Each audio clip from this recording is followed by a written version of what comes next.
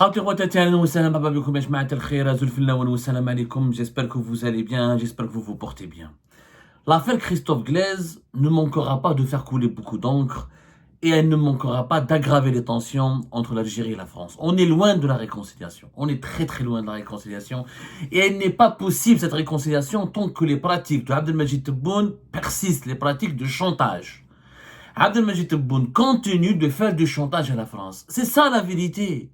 Christophe Glaise a été maintenu en détention parce qu'il est considéré comme un otage et parce qu'ils veulent l'utiliser comme une monnaie d'échange dans plusieurs dossiers. Il y a des litiges. Il faut savoir que les relations algéro-françaises, les problèmes entre l'Algérie et la France, depuis l'arrivée de Tebboune, notamment depuis 2023 et 2024, ne concernent pas uniquement, ne portent pas uniquement sur des malentendus ou des incompréhensions qui s'expliquent ou qui sont suscités par des politiques anti-algériennes mises en place comme par Bruno Retailleau, par la montée en puissance de l'extrême droite à travers le Rassemblement national, ou par le lobbying extrêmement virulent et percutant de la part de certains partis politiques ou mouvances politiques françaises classées ou que le régime algérien considère comme algérophobes, parce qu'elles veulent remettre en cause certains accords stratégiques avec l'Algérie, comme les accords de 68,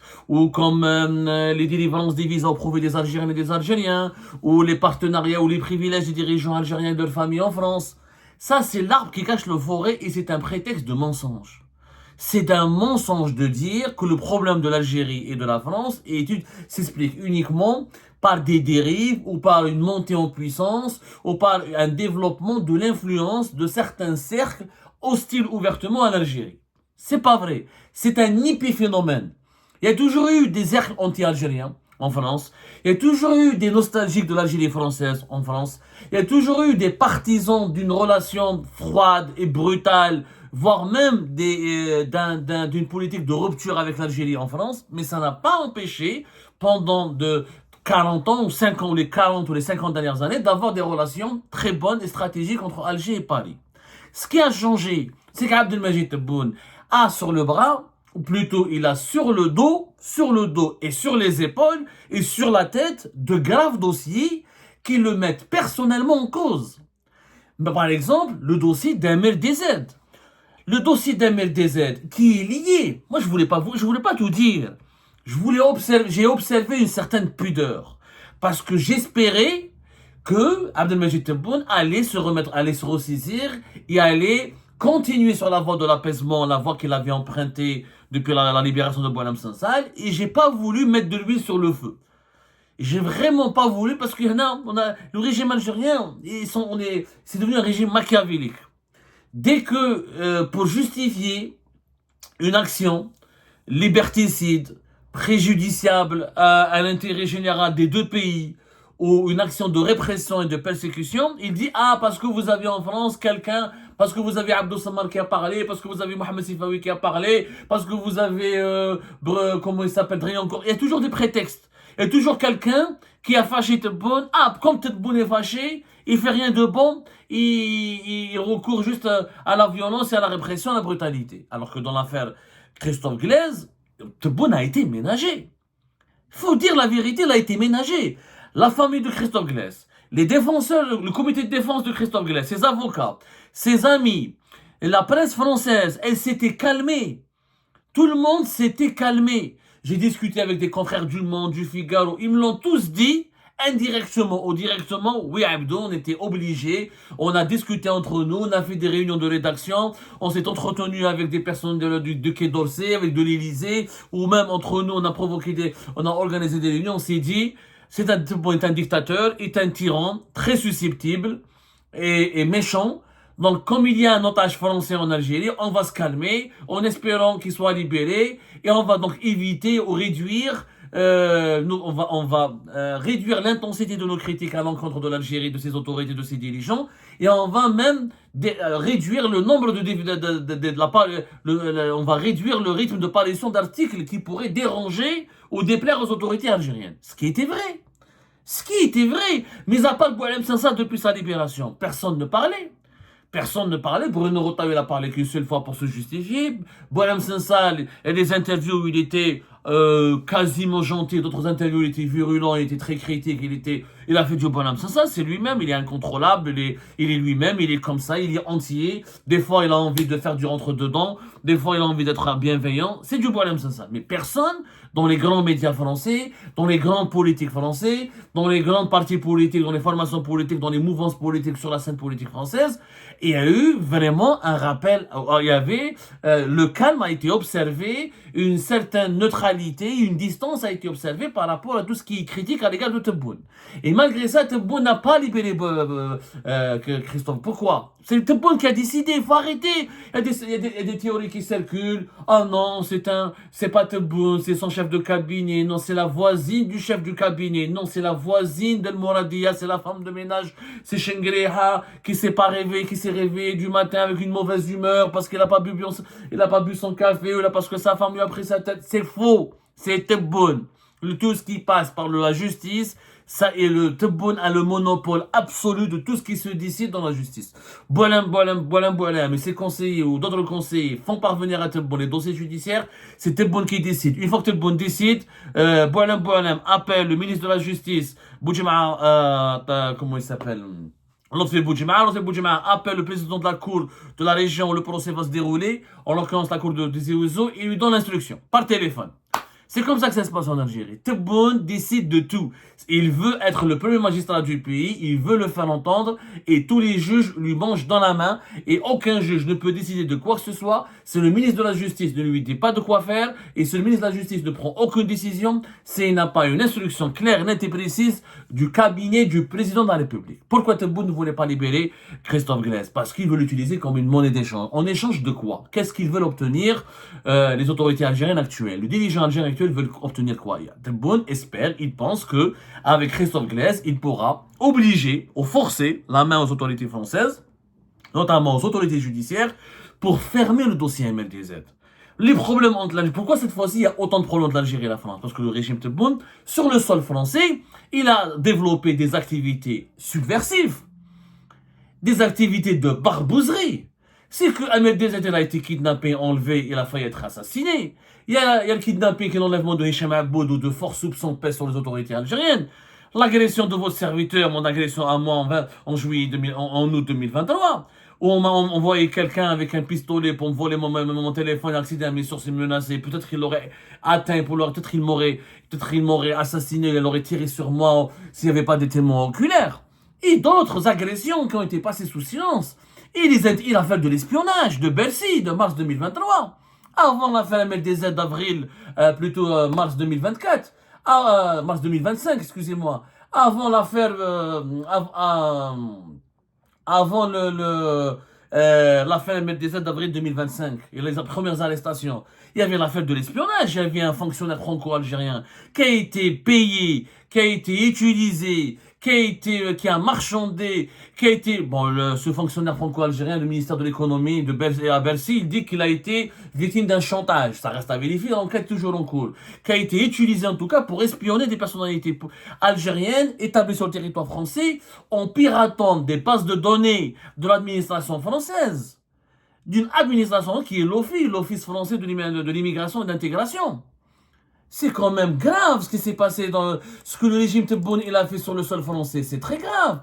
Le régime Tebboune il est contre l'ingérence étrangère, il veut protéger l'Algérie, etc. Alors, mais qu'est-ce qu'il a fait sur le sol français?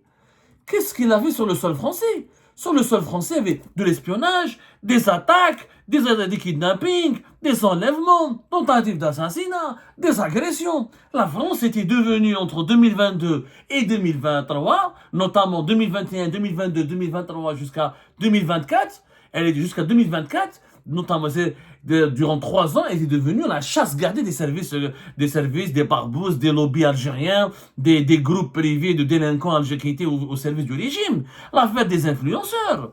L'affaire des influenceurs qui étaient instrumentés, et on sait qu'ils ont été payés. Il y a eu des réunions dans des restaurants, dans des brasseries. Il y a eu des personnalités qui ont joué un rôle important dans la campagne électorale de Tebboune pour le deuxième mandat, qui ont entraîné, qui ont manipulé, qui ont embrigadé des influenceurs sur TikTok notamment pour appeler au meurtre, à des agressions, pour appeler à des passages à tabac contre des opposants algériens sur le sol français, contre des personnalités même politiques françaises qui étaient menacées de mort par des influenceurs algériens établis en France, il y avait un lien avec des lobbyistes directement employés qui recevaient leurs instructions depuis Alger. Et le fond du problème, c'est qu'on a eu à Alger un régime agressif. La France n'est pas à l'abri de la critique, bien sûr. Les partis politiques français ou la droite ou l'extrême droite, Emmanuel Macron n'est pas à l'abri de la critique, mais la plus grosse part de responsabilité, elle incombe à Abdelmajid Tebboune, qui a voulu faire des opérations, qui a voulu, je dis qui a voulu, parce que dans l'affaire MLDZ, dans l'affaire de l'espionnage, il y a des officiers des services secrets algériens. MLDZ, rappelons-nous, et je vais vous le dire une chose, ça va vous choquer, mais c'est la vérité. Et j'assume mes propos aujourd'hui. Vu ce qui s'est passé dans le verdict de Christophe Glaise, il faut dire la vérité. Tebboune espère échanger Christophe Glaise contre le principal accusé dans l'affaire MRDZ qui est emprisonné en France depuis le 11 avril 2025. Il s'agit de l'agent du consulat d'Algérie à Créteil, l'adjudant Smaïl R. Son véritable nom, c'est Smaïl Redjeb. Smaïl Redjeb, qui est un adjudant, qui travaillait pour la sécurité militaire par le passé, qui a été intégré à la direction de la documentation de la sécurité extérieure, et qui a été envoyé en France, et qui travaillait en France entre 2023 et 2024, et qui travaillait dans le service d'enquête de contrôle des visas, de demande des visas pour l'Algérie au niveau du consulat d'Algérie à Créteil, et qui est l'un des 3 officiers des services secrets algériens impliqués dans le kidnapping, la tentative de kidnapping, de séquestration, suivie en relation avec une entreprise terroriste. Quand MLDZ a été kidnappé le 29 avril 2024. Houma Smaïl R, il est en prison. Un mandat d'arrêt international a été lancé à la fin du mois de juin, au cours du mois de juillet 2025, contre Salah ad-Din Selloum, qui est le numéro 2 de l'ambassade d'Algérie en France, qui était le numéro 2, le premier secrétaire de l'ambassadeur. Il y a encore un 3e officier qui est recherché et qui devrait faire l'objet dans les jours à venir, si ce n'est pas déjà fait, peut-être les autorités françaises ne veulent pas communiquer là-dessus, d'un autre mandat d'arrêt international, c'est Houssam Eddin Bouaziz, qui était le vice-consul du consulat d'Algérie à Créteil. Les 3 sont impliqués dans l'affaire du kidnapping d'MLDZ, avec des témoignages, avec des preuves techniques. On a localisé leur téléphone près du domicile de MLDZ. Le jour de l'enlèvement, il y avait des localisations très précises. Les témoignages, il y a 7 personnes qui ont été arrêtées, qui sont membres du gang qui ont organisé l'enlèvement et la séquestration de MLDZ. Ils ont témoigné qu'ils ont reçu de l'argent. On sait que l'opération a été commandée par quelqu'un qui travaille pour l'ambassade d'Algérie à Paris pour un montant de plus de 650 000 €. Il y a du cash, il y a des espèces qui ont été retrouvées dans le domicile des gangsters. Il y a eu des témoignages, il y a eu une traçabilité, il y a eu des messages, il y a eu des retraits d'espèces. Les enquêteurs de la brigade criminelle de la police française et de la section antiterroriste de la police française et de la DGSI, la Direction Générale de la Sécurité Intérieure en France, ont fait un travail sérieux. Le 11 avril, quand Smaïl R a été arrêté et par la suite il a été placé en détention en compagnie de 2 hommes franco-algériens qui sont finalement des parents à lui d'après ce que nous savons et qui ont été utilisés en partie pour organiser l'enlèvement et la séquestration d'MLDZ. L'Algérie avait réagi. Rappelez-vous, il y a eu un communiqué du ministère des Affaires étrangères, un communiqué catastrophique qui parle d'un grand dommage aux relations franco-algéro-françaises, qui a parlé de complot, qui parle d'un développement inadmissible et inqualifiable qui causera un grand dommage aux relations algéro-françaises et que l'Algérie ne laissera pas sa situation sans conséquence, que la diplomatie algérienne, le ministre des Affaires étrangères, il a qualifié les arguments fournis par la justice française d'argumentaires vermoulus. MLDZ a été traité d'énergumène, de voyous. et qu'il n'y a pas de preuves selon les autorités algériennes, il n'y a aucune preuve contre l'agent du consulat d'Algérie à Créteil, si ce n'est le fait que le téléphone mobile de l'agent consulaire inculpé aurait borné autour de l'adresse et du domicile de l'énergumène MLDZ. La réaction de l'Algérie était très très violente et elle n'a jamais reconnu la légitimité de cette enquête menée par le parquet national antiterroriste du tribunal judiciaire de Paris en France. Il y a eu d'ailleurs les juges français ont adressé des convocations à plusieurs hauts responsables des services secrets algériens pour qu'ils s'expliquent, pour qu'ils soient auditionnés, pour qu'ils soient entendus afin de comprendre leur niveau de responsabilité ou leur implication ou non dans l'affaire MLDZ. Aucune réaction de l'Algérie, aucune réaction de ces hauts responsables, aucune réaction des autorités algériennes. Et maintenant, c'est vrai, rappelez ce que le 12 avril 2025, le ministère algérien des Affaires étrangères, il a bien dit que cette affaire, Alger rejette la forme, elle rejette l'affaire MLDZ sur la forme et sur le fond, et que cette affaire ne restera pas sans conséquence. Elle n'est pas restée sans conséquence, puisque, comme par hasard, et il faut dire que fin mai 2024, il a été arrêté juste après l'affaire MLDZ. Fin avril, l'enlèvement est raté d'MLDZ fin avril 2024. Fin mai 2024, Christophe Glaise, il a été arrêté, il placé sous contrôle judiciaire, avec interdiction de quitter le pays. Et fin juin 2025, au moment où la justice française, c'est bon, a commencé à lancer le mandat d'arrêt international contre Salah ad-Din Selloum, où elle était en train de lancer sur le mandat d'arrêt international contre Salah ad-Din Selloum, la justice algérienne, elle a placé en détention Christophe Glaise. Il y a un parallèle. Il y a un parallèle très éloquent, significatif.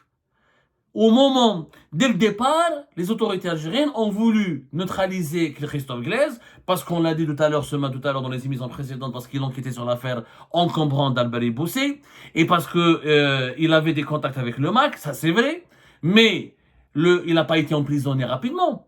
Pourquoi il n'a pas été mis en prison mai 2024? Parce que les autorités algériennes voulaient le garder sous la main, pour voir comment l'affaire MLDZ et comment le conflit entre l'Algérie et la France allait évoluer.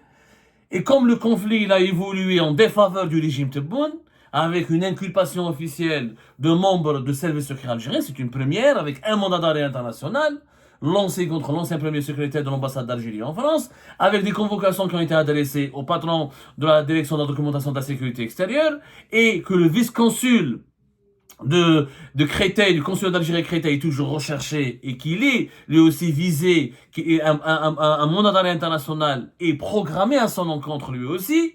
Et comme donc le bras de fer il a évolué très rapidement contre les intérêts, et parce que Abdelmajid Tebboune va s'expliquer, c'est l'affaire MLDZ. Houssam Eddine, Bouaziz, Smaïl R, Salah ad-Din Selloum, c'était petites mains, c'est des pions. Mais qui a décidé d'enlever MLDZ? C'est ça la véritable enquête. Tebboune, il a peur de l'enquête. Il a peur de l'enquête du parquet national parce qu'il risque d'être mis en cause. À l'époque du moment des faits, c'était Mehmet Jebbar qui était au pouvoir, à la tête de la DDSE. Mehmet Jebbar était le patron direct de ces personnes qui travaillaient au consulat, de ces agents qui travaillaient au consulat d'Algérie à Créteil ou à l'ambassade de France, à l'ambassade d'Algérie à Paris en France. Est-ce que Mehmet Jebbar aurait pu planifier tout seul l'enlèvement, la séquestration, l'assassinat d'MLDZ si on ne lui avait pas demandé, si Tebboune ne lui avait pas donné la validation? Vous pensez que Mehmet Jebbar, âgé, très malade, vieillissant, il va risquer d'assassiner, donc de programmer un assassinat sur le sol français si derrière lui, si Abdelmajid Tebboune ne lui aurait pas demandé? On n'est pas bête. Mehmet Jebbar, il sera tôt ou tard convoqué. Le régime Tebboune fait maintenant des pressions sur la France. Il veut durcir le bras de fer avec la France. Il croit que Macron pourrait convaincre le parquet national antiterroriste français de fermer ou de verrouiller ou d'atténuer les charges contre les autorités algériennes dans l'affaire d'MLDZ. Sauf que Macron ne commande pas la justice. Macron lui-même, si demain, quand il quittera le pouvoir en 2027, il risque d'être inquiété par la justice française. Comme Nicolas Sarkozy a été inquiété, il a été incarcéré. Les juges en France sont indépendants. Il y a dans des cas, dans des dossiers où les juges peuvent avoir des incohérences politiques, etc. Mais là, Macron peut dire aux juges du parquet national antiterroriste, n'enquêtez pas sur l'affaire MLDZ. Ça veut dire que Macron va prendre le risque d'expliquer aux juges français que vous avez un État étranger qui a envoyé des barbouzes, qui a recruté des brigands, des voyous et des criminels, qui les a payés pour faire une action terroriste sur le sol français, et les juges français doivent fermer les yeux. Mais la classe, la France, elle devient la Mauritanie, la Tunisie, la Libye, ça devient un État déstructuré. Mais aucun juge français ne marchera là-dessus, n'acceptera ce deal ou n'acceptera de fermer les yeux. C'est la sécurité nationale de la France. C'est comme si demain, un État étranger, le Maroc ou je ne sais pas qui, va organiser une action armée pour tuer quelqu'un sur le sol algérien. Et l'État algérien ne va rien dire. Il va se taire. C'est une violation directe de la sécurité nationale. C'est ça la vérité. C'est que Tebboune n'arrive pas à comprendre que Macron ne pourra rien faire pour lui. Il fallait réfléchir avant de commander l'opération MLDZ. C'est une opération. Les juges français ne mettent pas quelqu'un en prison s'il n'y a pas de preuve. Je suis désolé, les juges français sont vraiment très proches, j'ai eu affaire à eux. Et MLDZ n'a jamais été choyé par les autorités françaises, n'a jamais été protégé. Contrairement à ce que dit, parce que le pouvoir algérien essaie de dire MLDZ est utilisé par des lobbies français. Pourquoi le pouvoir algérien n'a pas dit que MLDZ était protégé par les lobbies français quand il avait été arrêté en juillet 2020? Rappelez-vous, en juillet 2020. Le 7 juillet 2020, MLDZ il a été arrêté, il a été placé sous contrôle judiciaire pendant longtemps. L'Algérie avait émis à son encontre des mandats d'arrêt internationaux. Les juges français, les autorités françaises ont été pressées par les autorités algériennes d'arrêter, de neutraliser MLDZ, de le juger. Les autorités françaises l'ont fait. La France a demandé toutes les copies et les preuves et les démonstrations qui impliquent MLDZ dans tous les crimes pour lesquels il a été condamné en Algérie et que les autorités algériennes lui reprochent et pour lesquels les Algériens demandent son extradition. L'affaire a duré, le contrôle judiciaire de MLDZ, il a duré 2 ans, de 2020 jusqu'à septembre 2022. La Cour d'appel de Paris, elle a étudié toutes les preuves, tous les documents judiciaires des autorités algériennes. Et fin septembre, je crois que c'était le 26 septembre, le 22 septembre, le 26 septembre, voilà. Le 26 septembre 2022, plutôt, entre le 21 et le 26 septembre 2022, j'ai pas la date, la Cour de Paris a rejeté, le 21 septembre, voilà, le 21 septembre 2022, 2 ans après l'arrestation de MLDZ, la Cour d'appel de Paris a fini par rejeter dans une audience publique toutes les demandes d'extradition contre MLDZ. Pourquoi? Parce qu'il n'y a pas de preuves. On nous a dit qu'MLDZ était un terroriste. Où sont les preuves? Pas de preuves. On nous a dit qu'il faisait du chantage. Où sont les preuves? Pas de preuves. On nous a dit qu'il a fait de la violation, qu'il était un criminel, un délinquant. Il n'y a jamais eu de preuves. C'est quoi le dossier MLDZ? Le dossier MLDZ, la justice algérienne. Il faut dire les choses aux Algériennes et aux Algériens. Malheureusement, nous n'avons pas de médias qui expliquent les fonds des dossiers. Le dossier MLDZ, c'est quoi? C'est qu'MLDZ, on lui a reproché d'être terroriste. C'est quoi les preuves? Les preuves des autorités algériennes sont les aveux. Les aveux de 2 prévenus. Ahsan Zurqana, qui était un terroriste, connu sous le pseudonyme d'Abou Dahdah, le fameux Dahdah, qui a parlé pendant le Hirak, ou qui a dit il y a des attentats, qui témoigne régulièrement devant la télévision, devant les caméras de la télévision de la NTV pour dire que il y a des mouvements, nous sommes des terroristes, nous avons été en contact avec les opposants pour tuer les Hirak, pour tuer les Algériens et les Algériens. D'ailleurs, on a créé, cette figure médiatique a permis de créer tout un courant, le Dahdouhisme. Quand l'opinion publique algérienne doit être désinformée ou manipulée, la propagande du régime algérien utilise toujours des terroristes qui parlent face à la caméra et qui font des aveux extraordinaires. Donc, il y a un autre terroriste qui s'appelle Ahmed Mansouri. Ils ont fait des témoignages qui disaient que MLDZ était impliqué dans des opérations terroristes visant à déstabiliser le pays, à semer la discorde et le trouble. Et que Rached et MLDZ c'était des terroristes. Mais il n'y a pas de preuve. Un aveu, c'est pas une preuve. Donc moi, j'ai fait un aveu. Tebboune est un terroriste. Il m'a appelé, il m'a dit fais un attentat en France. Donc la justice française, sur la base de mon témoignage, elle va lancer un mandat d'arrêt contre Tebboune. Mais la Menhebba ou Dabba, il fait un témoignage. C'est pas comme ça qu'on dit un terroriste. Un témoignage ne suffit pas. Est-ce qu'il y a des preuves matérielles? Est-ce qu'il y a des preuves de financement? Est-ce qu'il y a des liens directs? Est-ce qu'il y a eu des rencontres? Il n'y a rien. C'est un dossier vide. C'est pour ça la justice française. Mais la justice française n'a pas protégé MLDZ. Elle a fait son travail correctement pendant 2 ans. Et au bout de 2 années, elle a trouvé qu'il n'y avait aucune preuve que ce MLDZ, c'est un blogueur, youtubeur, Meskin Marloub Aleh, et lui-même il est pauvre, il est infortuné, que l'Algérie s'acharne contre lui parce qu'il y a un président qui s'appelle Abdelmajid Tebboune qui veut avoir sa peau, c'est tout. Tebboune rêve d'un échange entre Christophe Glaise et Ismaël R. Il rêve que la justice française va lever le frein sur l'affaire Ahmed Dezad et elle va étouffer les poursuites et elle va atténuer les charges ou même étouffer le dossier. C'est le rêve d'Abdelmajid Tebboune. Moi, je lui dis dès maintenant, rêve, prépare-toi, il ne se réalisera jamais ce rêve. Il ne se réalisera jamais.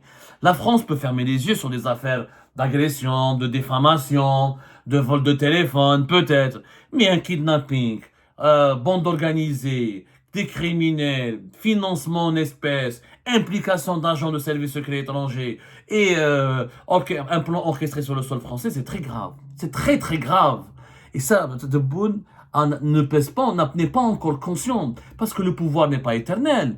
Même, il y a l'histoire, même s'il ne sera pas jugé, il y a l'histoire qui va le juger demain. L'affaire Ben Barka, Hassan II, il a été condamné par l'histoire. Tous les tueurs, tous les décideurs politiques qui ont tué leurs opposants ou tenté de tuer leurs opposants, ils ont toujours été rattrapés par la vérité parce que les fantômes de leurs opposants planent toujours sur leur vie. On ne peut pas étouffer la vérité. Quand on essaie de tuer quelqu'un, c'est que, classe, on est un homme dangereux. Et à un moment donné, il faut payer pour ses actes. Et la justice, un jour ou l'autre, elle sera rendue.